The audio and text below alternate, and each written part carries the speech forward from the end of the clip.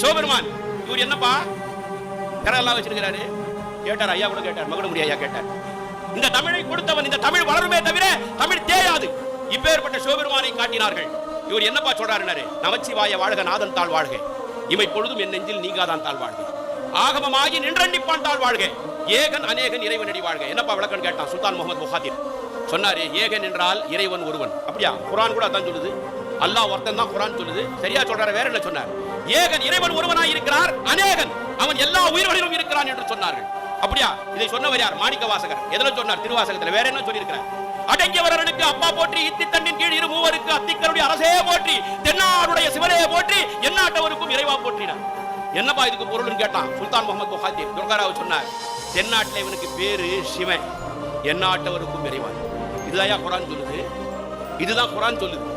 தென்னாட்டில் இவனுக்கு பேரு சிவன், எந்நாட்டவருக்கும் இறைவன். இவர்தானா?